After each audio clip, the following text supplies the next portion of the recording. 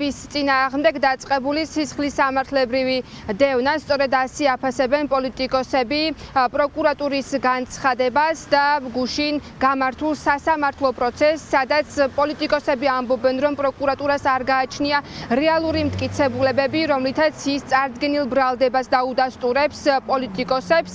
Საქმე გვაქვს პოლიტიკურ დევნასთან, სწორედ ასე ამ შეფასებას აკეთებენ პოლიტიკოსები დაწყებულ საქმეებთან დაკავშირებით. ბიძინა ივანიშვილის პარტია ქართული ოცნება ცდილობს, რომ გაანეიტრალოს ოპონენტები, სწორედ ამას ეხება დაწყებული სისხლის სამართლებრივი საქმეები და გამოგონილი საქმეები, სწორედ ასე აფასებენ პოლიტიკოსები ამ თითქოს და სამართლებრივ საქმეს, თუმცა რეალურად მათივე შეფასებით სამართალთან ამ საქმეებს არანაირი კავშირი აქვს და ეს არის პოლიტიკური გადაწყვეტილება, რაზეც ჩართულია ყველა სახელმწიფო უწყება, მათ შორის მათივე შეფასებით პროკურატურა, სახელმწიფო უსაფრთხოების სამსახური და რაც მთავარია სასამართლო. საზოგადოების პროტესტი ძლავრი არის და ქართულ მოუცნება მეც ძალიან კარგად იცის.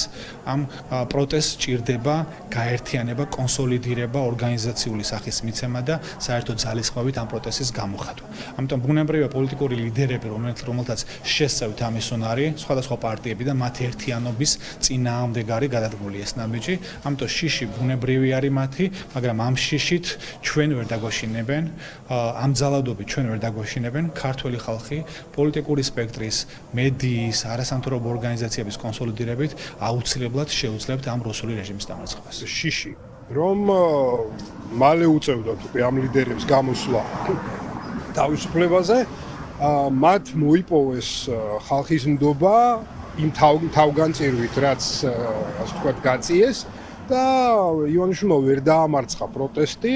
და ოპოზიციის ლიდერებისა და პროტესტის ერთობით შეიძლებოდა ბევრად უფრო მეტი საფრთხე შექმნოდა ივანიშვილის რეჟიმს. სწორედ ეს მგონია პირველადი მიზეზი, რატომაც ის ცდილობს, რომ მრავალი წლით გაუშვას ოპოზიციის ლიდერები ციხეში.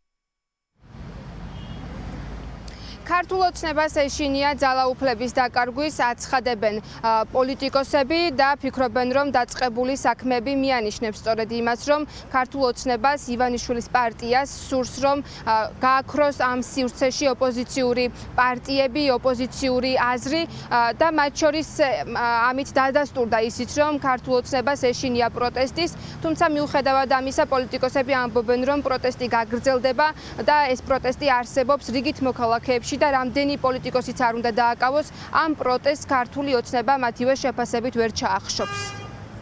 პირდაპირ ეთერში ნინო ელიკაშვილი საუბრობდა.